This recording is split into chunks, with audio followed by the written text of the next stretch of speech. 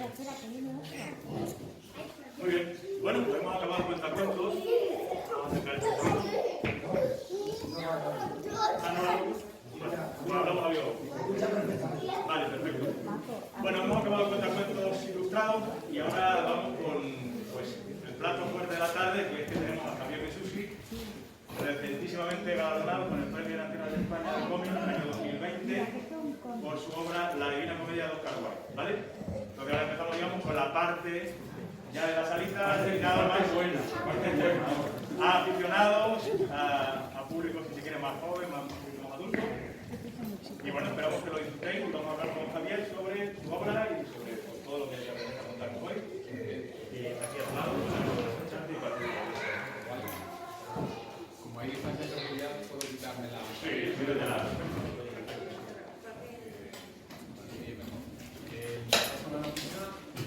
No, parece que...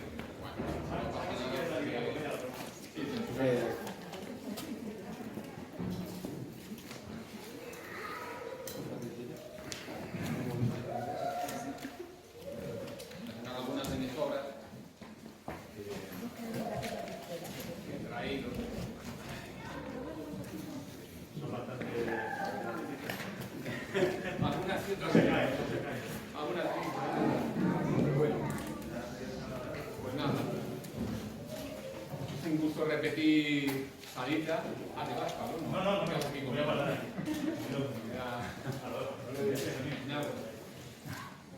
No, es un gusto porque además con la salita del cómic hay una cosa muy curiosa con la salita del cómic y esta obra, la Divina Comedia. Y es que yo estuve aquí hace 2 años, que la estuve presentando antes de haberla acabado. Eso es algo que no había hecho en mi vida, pero me dijo Gol que fuera a hablar de lo que estaba haciendo. Y eso no lo había hecho nunca, pero fue una experiencia curiosa, hablar del presente. En vez del pasado, yo he hecho esto, sino yo estoy haciendo esto, ¿no? Entonces estuve contando un poco lo que había hecho. El año pasado sí que estuve con el mismo libro, pero ya habiéndolo sacado, y este año vuelvo a estar con el mismo, pero porque he ganado el Premio Nacional. Y también hay otra historia, y este año pasado me disteis aquí las salitas, las salitas es por lo de la salita del cómic. Las salas de Thor, y fue como el primer premio que me deparó esta obra, que primero fueron las salas de Thor, luego fue el premio de la ACE, la Asociación de Autores de Cómic de España, que me dio también el premio, y recientemente el Premio Nacional, ¿no? Que estoy aquí alucinando todavía con la movida del premio. Entonces, bueno, yo pensaba como dividir en 2 partes, me habéis dado media hora para hablar, así que pensaba dividir un poco en 2 partes.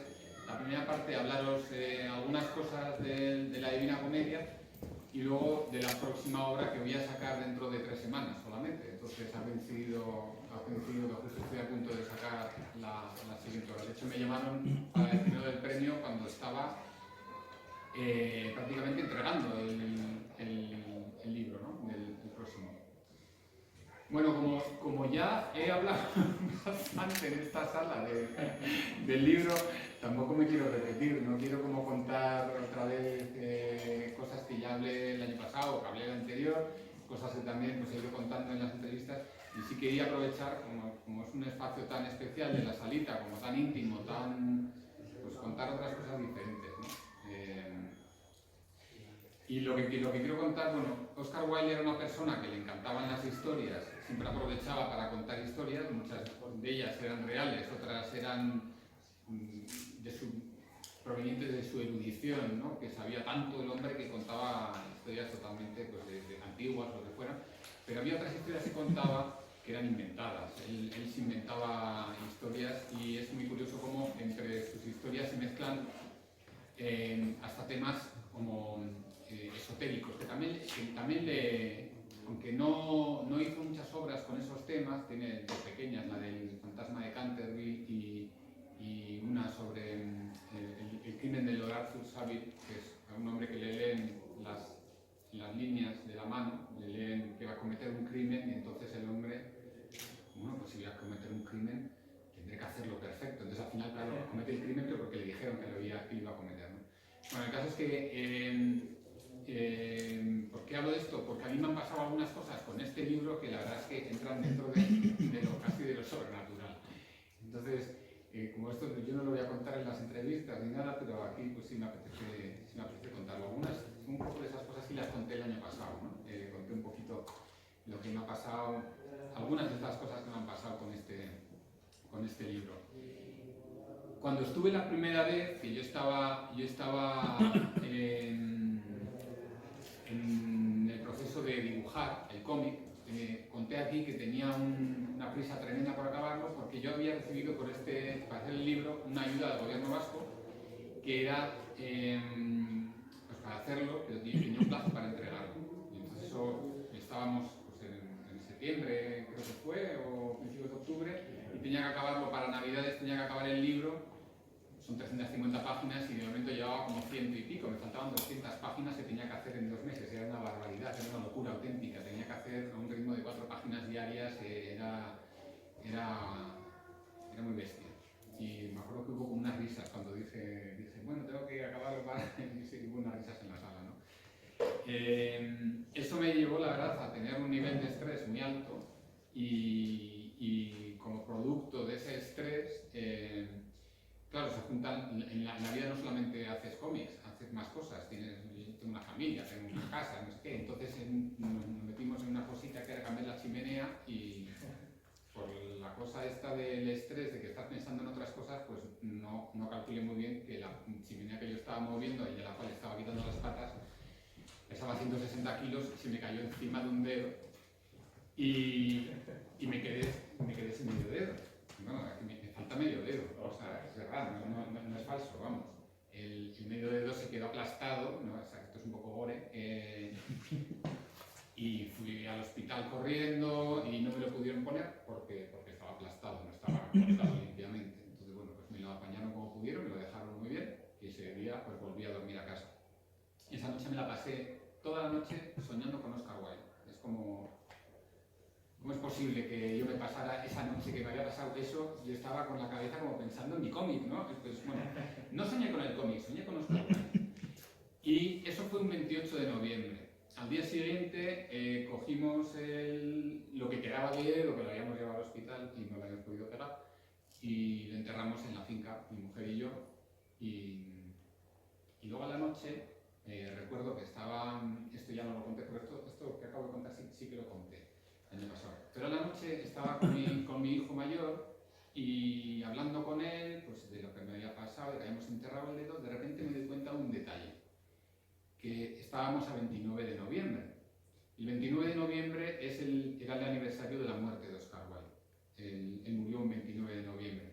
Pero es que me di cuenta de otro detalle, y es que la página que me tocaba dibujar ese día, que no había podido dibujar porque me había pasado lo del dedo, era el entierro de Oscar Wilde. O sea, yo iba a dibujar el entierro de Oscar Wilde el día del aniversario de la muerte de Oscar Wilde, y en vez de dibujar el entierro lo que hice fue enterrar mi dedo, ¿no? Y entonces cuando me di cuenta de eso, era por la noche, yo contándoselo a mi hijo mayor, él sonrió así y me dijo, él que no es nada dado a estas cosas, me dijo, eso es que te va a ir muy bien con el libro. Me dijo, vas a tener mucho éxito con el libro. Y yo como, bueno, pues mira, si al menos sirve para algo quedarme sin medio dedo, pues bueno. Y la verdad es que eso no se lo conté a nadie. Lo cuento ahora porque a todo lo pasado, que ya como que me parece que no ha tenido razón mi hijo, pues bueno. Y parece parte de un relato de Oscar Wilde también. Claro, por eso lo decía, porque luego había otra cosa más, y es que 4 días después, o los que sean, el aniversario del entierro real de Oscar Wilde era un 3 de diciembre. El 3 de diciembre es mi santo, y es San Francisco Javier, ¿no? Entonces hay como que se iban dando cosas, y luego es más, luego el libro salió el 29 de mayo, que son 6 meses exactos después de que me ocurriera toda la movida esta, ¿no?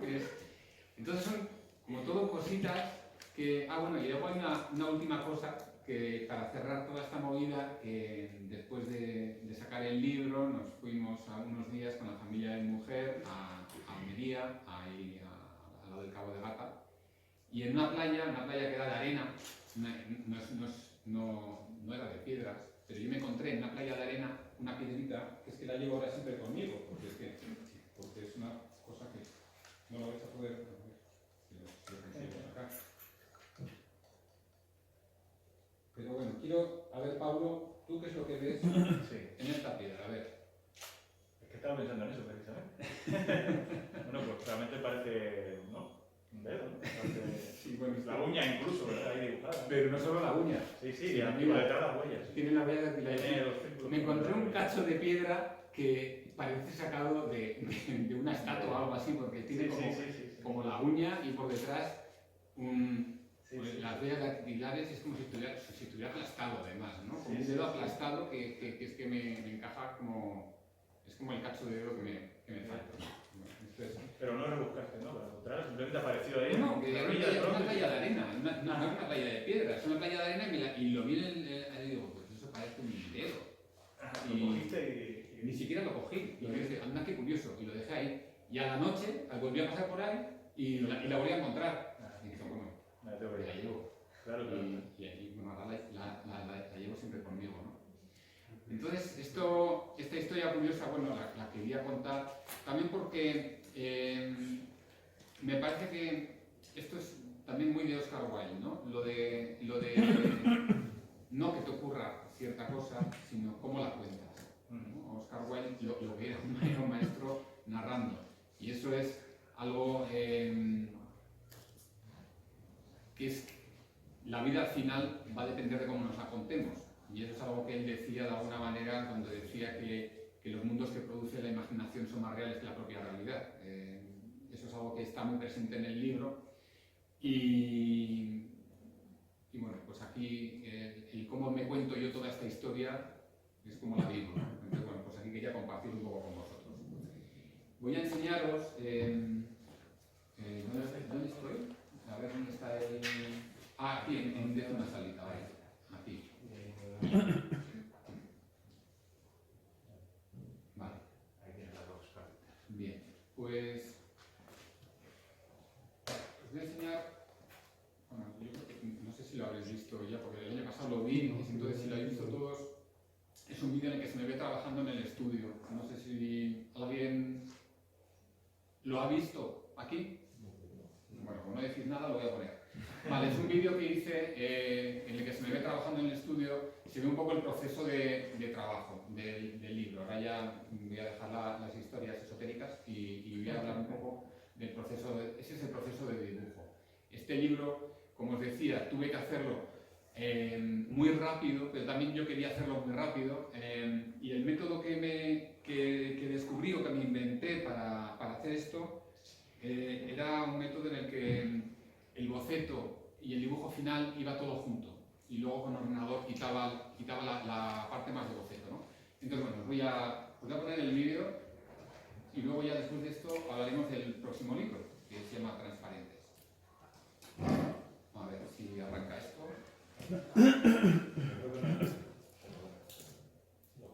Ay, no hay audio. Vale. No, porque tiene que dar altavoz, pero bueno, lo podemos comentar en palabras. Vale.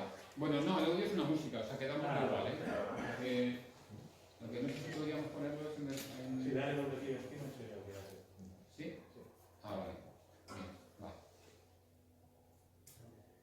Bueno, yo vivo en Garganta la Olla, en La Vera, y ahí se ve el estudio donde trabajo, que es un privilegio, porque tengo ahí el monte enfrente y ahí estoy con el boceto previo que lo hice con un lápiz magenta, que me permitía luego, después, cuando acabe, luego lo veréis, suprimirlo por ordenador. Encima del boceto en magenta hacía el lápiz.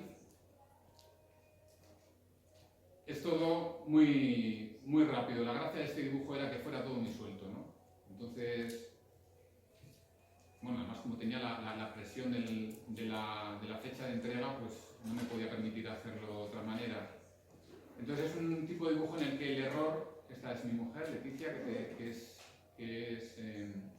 ilustradora y es acuarelista, que la gracia del dibujo es esa, que sea muy fresco, ¿no?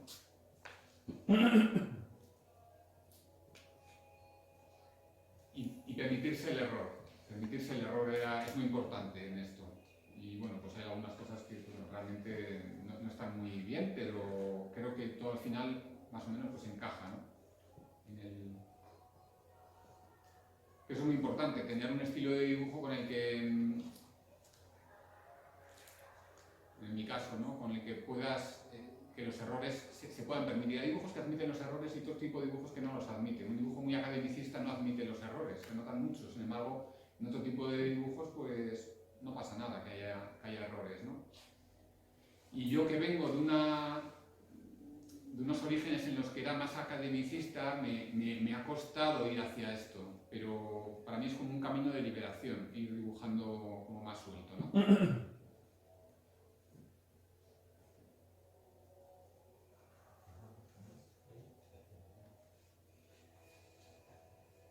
Estas son las páginas de Rimbaud, ¿no? Estas son las páginas de Rimbaud, sí, y ya que he contado una historia un poco así esotérica, ¿no? esotérica, pues aquí está la parte más esotérica del libro, cuando se encuentra con el fantasma de Rimbaud, que son mis páginas favoritas del libro, son con las que más disfruté también. Yo al leer la novela, por ejemplo, el cómic, tuve la impresión de que ese era el momento de cambio, ¿no? Era un momento decisivo en el que se producía como Eso es. un giro total en la historia, de un momento importante. Sí, es ahí, es el punto de inflexión del libro, ¿no? Y es el punto del libro en el que el título coge pleno... Bueno, tiene desde el principio, ¿no? Tiene con el tema del teatro, que abre el libro, es como una comedia, ¿no? Pero ahí es donde la Divina Comedia coge su... Sí. Estamos haciendo una Divina Comedia, estamos haciendo la Divina Comedia de Dante, ¿no? Infierno, purgatorio y paraíso. Javier, ¿y no pintabas a color sobre copia directamente sobre el original? Directamente sobre el original, eso es. Sí. ¿Y si no hubieras tenido prisa, también lo hubieras hecho así? Yo creo que sí. De hecho, esta técnica la probé antes en un cómic que fue por encargo, que me lo encargó Iberdrola, y vamos a empezar otra vez, a ver cómo se hace esto. A ver. Y mira, os voy a enseñar algunas páginas de ese cómic, porque ahí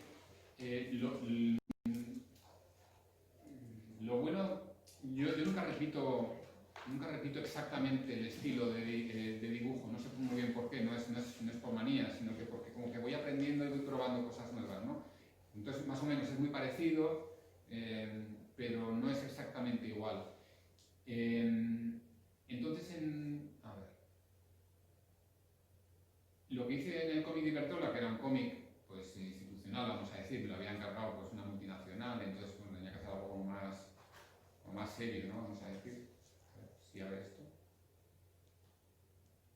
Pero también tenía un poco lo mismo, o sea, podía eternizarme con ese cómic, era un cómic muy complejo, porque era una novela gráfica sobre la historia de Iberdrola.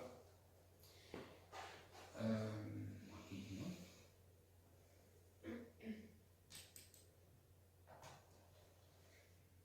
Está muy grande. Uf. ¿No puedo salir? Ah, mira. Al zumo la mano. Ahí.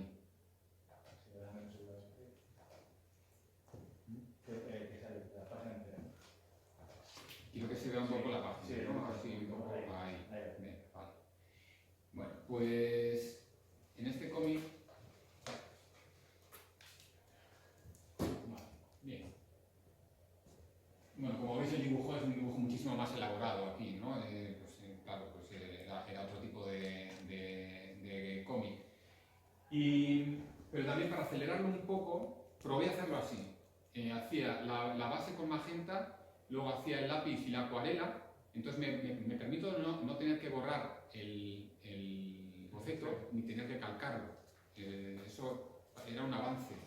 Y luego, como luego le metía el color por ordenador, después, o sea, la gracia se la da la acuarela, le da pues un poco la textura del dibujo, pero luego ya los colores los metía con ordenador, colores planos. Pero claro, no parecen colores planos porque tienen debajo, tienen la acuarela, ¿no? ¿Y de acuarela solo hacían la sombra? La acuarela solo son, claro, las sombras y hombre, la textura, La texturilla, del dibujo y sí. todo, claro. Pues eso, hay todas esas nubes que se ven, todo eso, pues claro, todo eso es acuarela, ¿no? Sí, lo del cielo y tal, vale. Uy, se me ha ido, bueno, da igual. Tampoco, Bueno, pero no se ve tampoco me quería centrar mucho en este cómic. Pero sí quería decir que eso, que este me sirvió, como la prueba me funcionó, y luego hice la Divina Comedia, lo hice así, pero sin meter luego el color. Lo que hice fue virar los tonos a sepia. Entonces, ¿por qué no los hice en sepia directamente? Porque entonces no habría podido quitar el magenta. O sea, el magenta lo podía quitar porque el lápiz y el gris que usaba para la acuarela no tienen apenas magenta. Entonces yo le doy con el Photoshop, le digo a quitar magenta y no quito casi lápiz ni quito casi la sombra, ¿no? El gris que había usado. Si lo llego a hacer en sepias, el sepia tiene mucho magenta, tiene mucho rojo. Entonces, pues, me habría cargado el dibujo. No habría podido hacer esa técnica que me resultaba muy rápida, ¿no? Sin embargo, en el siguiente cómic, que a ver cómo vamos, tengo 12 minutos, 8. Tranquilo, no. Bueno, pues en el siguiente que me han encargado, porque el que voy a sacar dentro de 3 semanas es un encargo también. Solo que me lo ha encargado la Comisión de la Verdad de Colombia. Vamos, la portada es esta.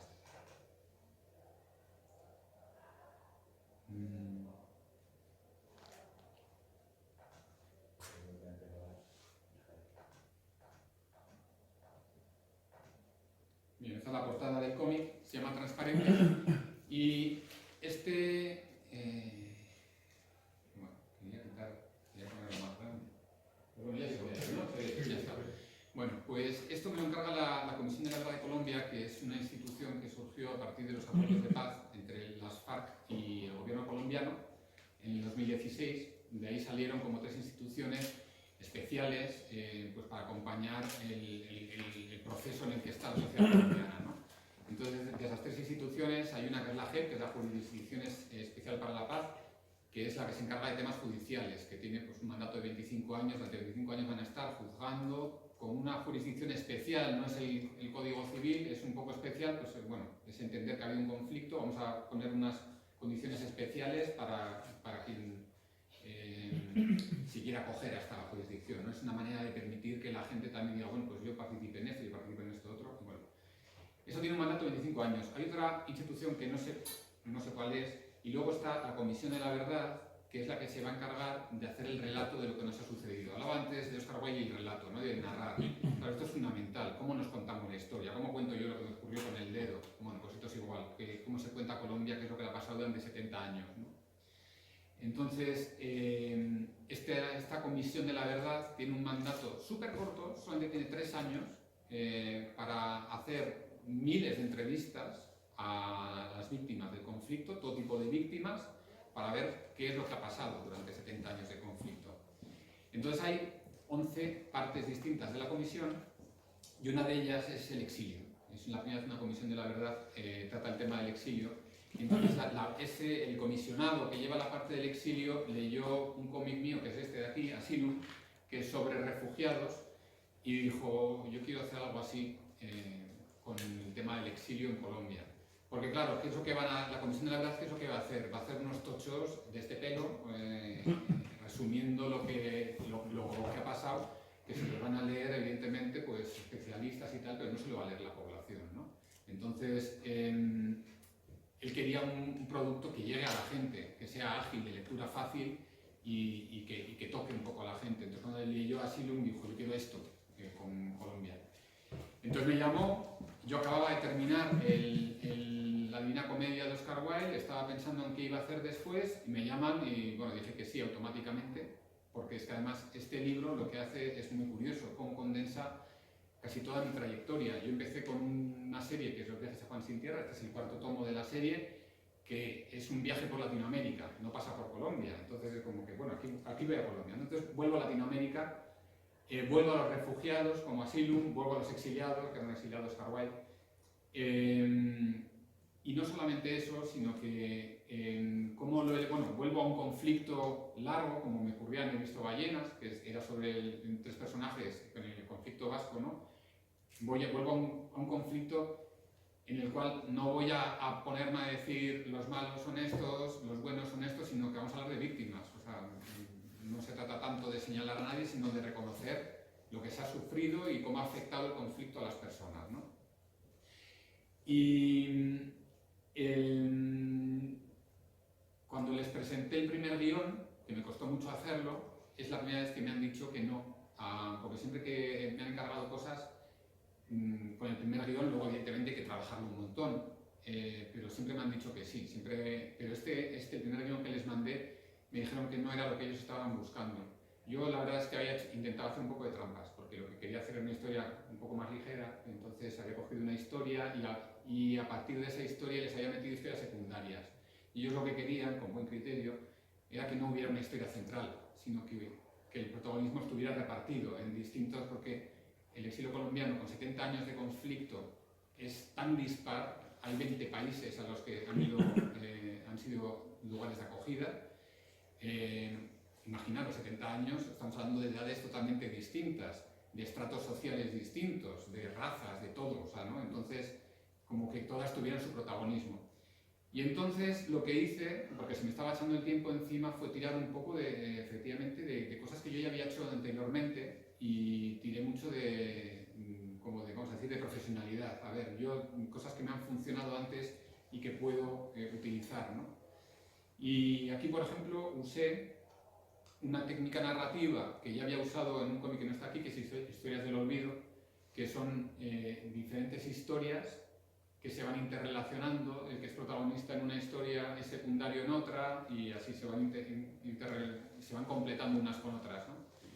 Y esas historias del olvido empezaban con una portadilla y que tenían al lado una cita, y aquí dice lo mismo, tiene una portadilla y al lado una cita de una canción colombiana. Entonces también una cosa que es muy interesante, que es la música colombiana, ¿no? Pues hay como hacer una especie de homenaje, porque una cosa que tienen los exiliados colombianos es su música, ¿no?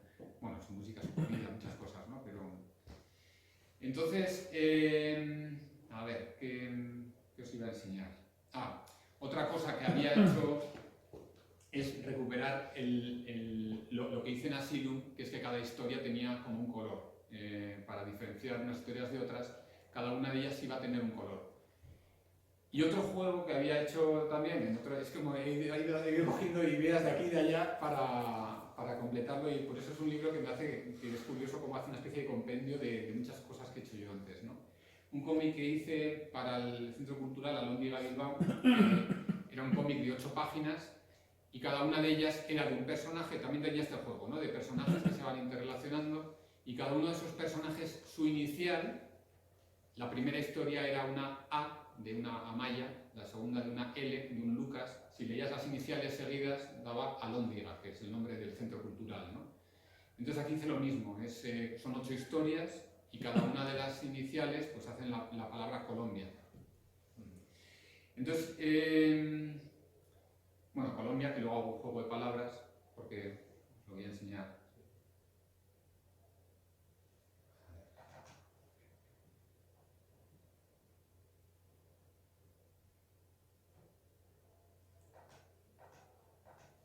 Hay una página doble al principio en la que aparecen todos los personajes. Bueno, claro, aquí no se ve doble porque las tengo separadas, pero aquí veis, sí, se ve, aquí veis, ¿no? Las iniciales, como hacen colo, y luego en la siguiente pues hacen mía, ¿no? Sí. Estas son una página doble en la que es una especie de presentación de los personajes. Y luego ya empieza la historia, es lo que decía, la cita a un lado, y la portadilla pues con la gran inicial del personaje, en este caso es Luciano, la L, pero como la letra primera como muy fuerte, ¿no? Y bueno, como veis, esta historia está en tonos amarillos. Luego veremos un poco las páginas así muy rápidamente, porque se me echa tiempo encima, pero quería enseñaros el juego del final, también con las palabras, que si cambiamos las palabras de orden, cambiamos los personajes de orden, pues en vez de darnos Colombia, nos da lo cambio, que es un poco la esperanza de todo este proceso de paz, es vamos a cambiar la situación, vamos a cambiar el país, ¿no? Entonces esto era muy importante, acabar con una especie de mensaje de, venga, vamos, que está muy en la base de todo el trabajo de la Comisión de la Verdad. Entonces voy a enseñar aquí unas páginas en las que se ve el proceso de dibujo. Normalmente hago un storyboard muy chapucerillo, pequeñito, para ver más o menos cómo pagino, cómo distribuyo las páginas. En este caso, como la estructura era muy férrea, porque cada capítulo tenía que tener 12 páginas, bueno, tenía que tener porque yo me lo puse así, ¿no? Como todas tenían que tener el mismo peso, todos los capítulos tenían que tener 12 páginas y la portadilla. Entonces, eso más o menos ya estaba. Y lo que hice fue hacer todo el cómic en un boceto ya bastante definitivo, porque así yo una vez que tenía ya todo el cómic abocetado se lo podía presentar a la Comisión de la Verdad, así lo revisaban, le daban el visto bueno y luego ya hacía el dibujo final.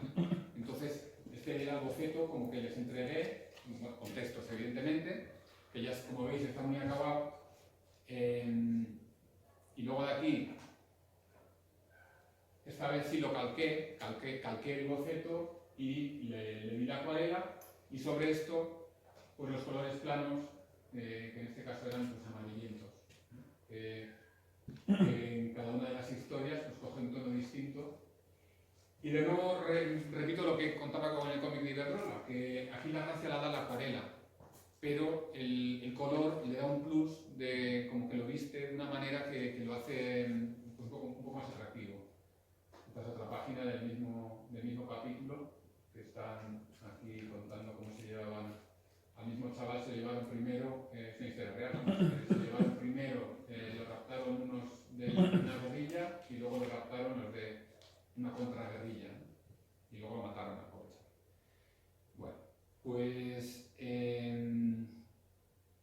ahora voy a enseñar, ya estamos en el tiempo de descuento, un poquito así para que veáis un poco el libro, ¿no? Así un poco para que os hagáis una idea de los distintos capítulos. Empezaba la historia de este chaval, Luciano, que es en tonos amarillos, y de ahí pasamos, esto es una familia campesina, pasamos a la de Olga, que es una mujer de alta sociedad pues, que se ha ido a Miami pues, después de que secuestraran a su padre y luego lo mataran. Está en Miami. Aquí se van conociendo, vamos viendo la relación que hay entre unos personajes y otros. Esto era muy difícil para mí al principio. ¿Cómo hago que cuente distintas historias de personajes de diferentes estratos sociales que vienen de lugares distintos, que van a exiliarse a lugares distintos? ¿Cómo hago que se relacionen sus historias, ¿no? Entonces, para poder hacerlo, al principio me hice un esquema, hice un octógono, como son 8 personajes, hice un octógono y puse a uno de los personajes en cada sitio y los fui como relacionando. Tenían que relacionarse todos más o menos con los mismos personajes, menos uno que hago que hace el cierre de todos y se relaciona con todos, ¿no? Bueno, pues este es Camilo, es un chaval que está en España. ¿Pero esas relaciones que dices son ficticias? Sí, son ficticias, claro. Eso es una historia... Porque si no era una locura ya. Es una historia, claro.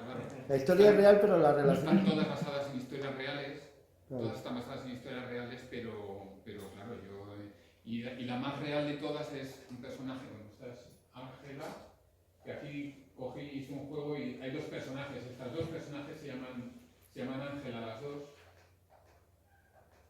Es una chica trans, indígena. Claro, se meten muchísimos temas, también el tema LGTBI también está. ¿Y el idioma de los textos es latino o es español? ¿O es de aquí?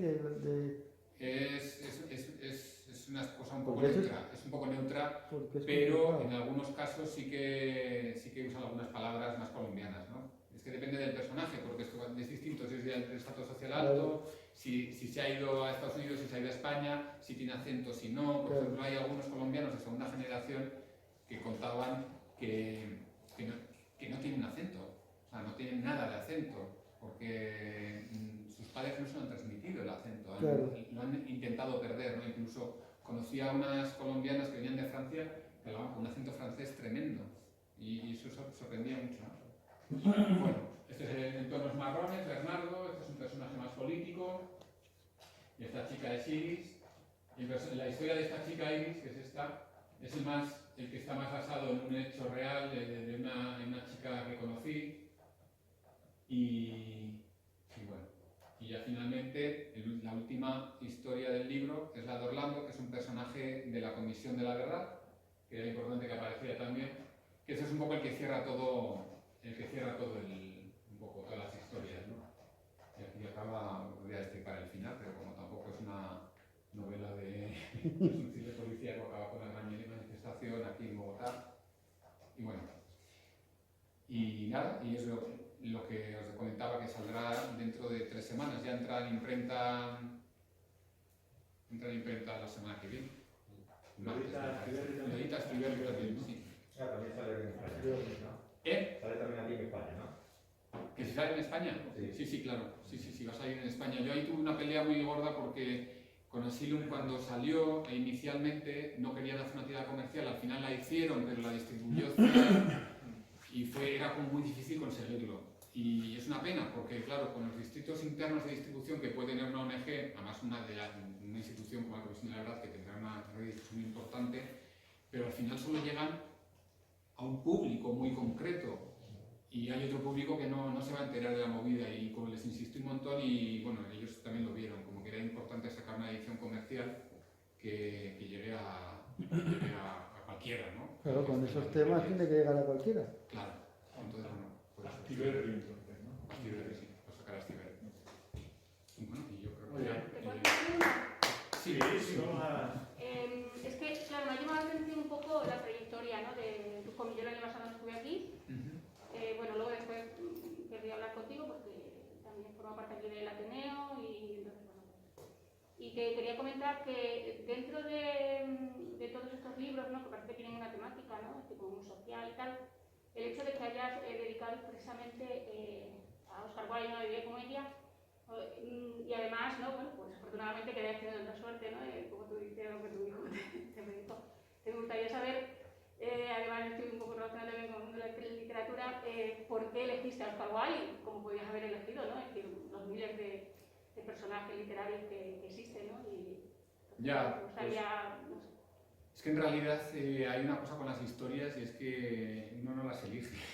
Es una cosa curiosa, pero son como que ellas... A ver, ellas te eligen, no, por lo menos yo lo vivo así. Yo tengo un montón de historias en la cabeza y muchas apuntadas como para hacer.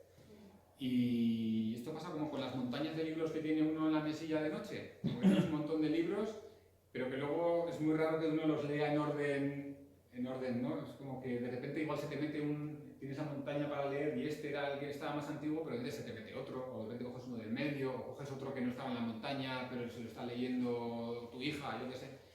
Y aquí pasa igual, o sea, es como que yo tengo un montón de proyectos para hacer, pero no tiene nada que ver cuál salga con que sean más antiguos o más nuevos. Aquí lo que me pasó fue que me leí, cuando estaba acabando este cómic, he visto Ballenas, estaba leyendo De Profundis, que es el libro póstumo de Oscar Wilde, y ese libro me impactó mucho porque me respondía a una pregunta que yo tenía desde hacía muchos años, y era que cómo podía ser que el autor de El retrato de Dorian Gray, que es un libro tan turbio, fascinante pero turbio, fuera el mismo autor de los cuentos del gigante egoísta, El príncipe feliz, que también son fascinantes pero son moralistas. O sea, ¿cómo puede ser el mismo autor, no? Y en De Profundis yo lo vi muy claro, o sea, pues simplemente Oscar Wilde, como todos, es una persona polifacética, como es un autor, y además un autor genial, pues te hace obras geniales con distintos registros, ¿no? Y de hecho, tanto es así que usaba el formato cuento, formato novela, formato poesía, teatro, ensayo. Y al leer De Profundis no solamente se me aclaró eso, sino que me vino una pregunta, porque yo no conocía su vida apenas, pero ese libro es el último libro que se publica cuando él ya está muerto, y es casi lo último que escribe, lo escribe en la cárcel, y se ve como el hombre ha pasado por una especie de, bueno, lo dice, un infierno, de ahí viene lo de la Divina Comedia, porque él habla de la Divina Comedia, ¿no? Ha pasado por un infierno absoluto, y hace una especie expresa el deseo de cambiar de vida y como ir hacia un paraíso, ¿no? Y entonces la pregunta que me vino fue, ¿y lo consiguió? ¿Consiguió hacer eso? Y entonces yo me metí automáticamente en Wikipedia a ver qué es lo que había hecho, vi que no, aparentemente sus biógrafos dicen que no consiguió hacer ese cambio de vida, ir hacia el paraíso, sino como que se revolcó en la mierda, vamos a decir, y después de 3 años de estar ahí en la indigencia, como quien dice, se murió. Pero yo o sea, es como que no me quedé satisfecho. Dije, a ver, algo más tiene que haber en este hombre. Una persona que ha escrito de profundis, ha escrito estos textos que son tan profundos, que son tan ricos, que son tan sabios, no puede ser que simplemente acabe pues, medio borracho y ya está, y muerto, ¿no? Entonces me puse a hacer 2 cosas. Por una parte, investigar a nivel documental, a ver si sus biógrafos, había alguno que dijera que había algo más, y me encontré que sí, que había muchos de la gente que le había conocido hablaba de pequeños brillos, vamos a decir, ¿no? Y luego una investigación ya personal mía que fue como, bueno, ¿sería posible que aunque él lo que enseñara al mundo fuera simplemente una debacle y una ruina, por dentro estuviera viviendo otra cosa? Y entonces esa investigación creativa, vamos a decir, fue la que produjo el libro. Por una parte, yo me atengo fielmente a los hechos que están probados de su vida, y por otra, les doy un poco la vuelta. Entonces, por ejemplo, el ejemplo máximo es una de las escenas finales, que es un largo paseo por los campos elíseos, que está él con su amigo Robert Ross, y en cada bar que pasan se paran a beber absenta, ¿no?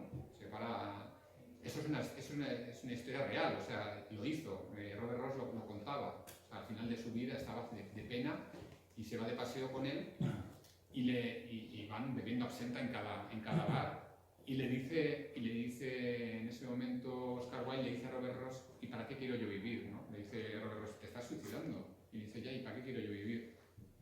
Entonces, esa frase, ¿y para qué quiero yo vivir? La podemos ver desde algo que lo podemos entender de una manera más normal, es, bueno, este hombre se está suicidando, que no aguanta más y se quiere morir, pero a lo mejor hay algo más. Entonces esa es mi investigación, ¿no? Entonces yo todo lo que cuento alrededor de ese paseo es darle un poco otro sentido a esa frase, ¿para qué quiero yo vivir? Pero bueno, no sé si has leído el libro, pero bueno, tiene todo...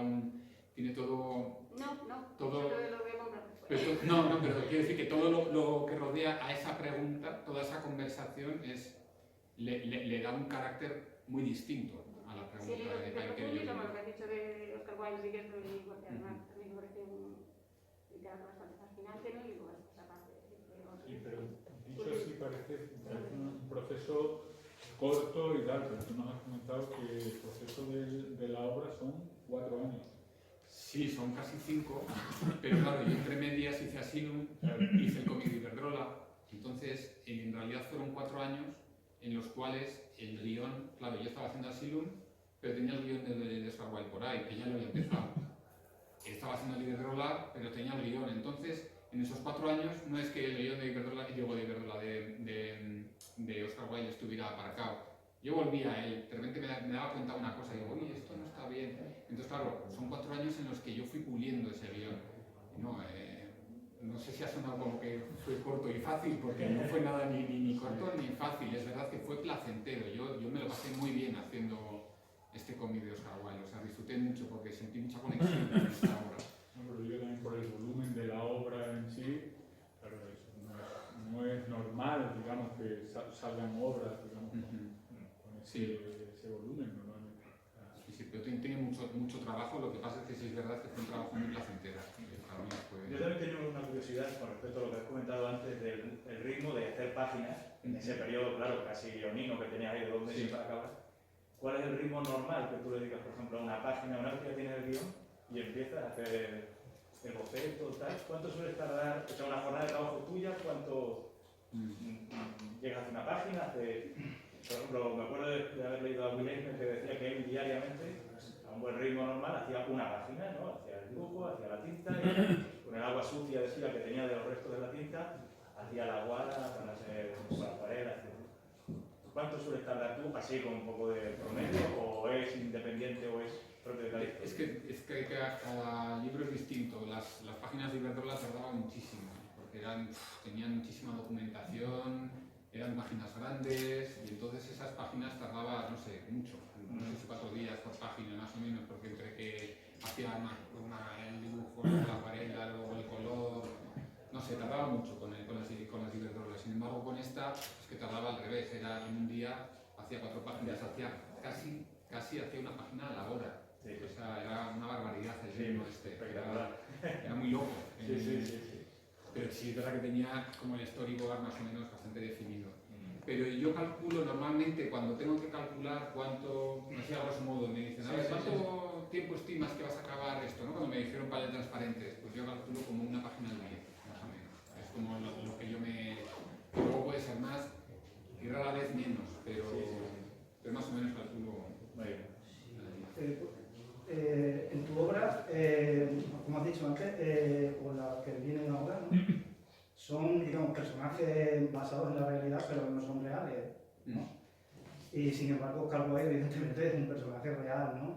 ¿Cómo ha sido para ti cambiar eso, o sea, trabajar con personajes que tú has creado a partir de información que has cogido, como por ejemplo lo que has hablado de Colombia, o Asylum, que me parece una gran obra también, a pasar a un personaje real y con la potencia de Oscar Wilde? Pero es que en realidad es un método de trabajo como que llevo haciendo desde que empecé. O sea, mezclar realidad y ficción, ¿no? O sea, los viajes a Juan Sin Tierra, por ejemplo, que también hice lo mismo, solamente que era muy fácil porque era con mi propia vida. La historia es ficción, pero todo el escenario, los personajes que se encuentran están basados en un viaje que hice yo, en amigos que conocí. Entonces luego me meto en una historia de un personaje que es ficción, pero que tenía muchas cosas de mí, ¿no? Entonces ya empecé con eso, ya empecé a jugar entre realidad y ficción, y luego todo ha sido así. He visto Ballenas, es una historia real también, que está ficcionada, Asylum también. Entonces con el de Oscar Wilde, la única diferencia era que no cambiaba los nombres de los personajes y que tenían que encajar exactamente en su vida, ¿no? O sea, yo no podía hacer cosas que fueran contra la biografía de Oscar Wilde. En otros libros sí lo puedo hacer. En Asylum, por ejemplo, que hay distintas historias, hay algunas que son estrictamente fieles a la original y otras que no, que tienen pues, parte de esta otra, las he mezclado y tal, ¿no? Aquí no, me tenía que atener a su vida, pero siempre, en todas ellas, con distintos grados, el juego siempre es curioso, siempre me ha salido así. No tengo ninguna obra en la que la ficción sea pura. No tengo obras de superhéroes ni de personajes totalmente ficción, ¿no? En todas he jugado, pero es un poco lo que decía antes, lo de que no lo he elegido yo. No es que diga, bueno, yo hago las obras siempre mezclándole. No, me ha salido así, pero en todas ellas es verdad que he mezclado realidad y ficción con distintos grados y es verdad que me siento muy cómodo en ese registro.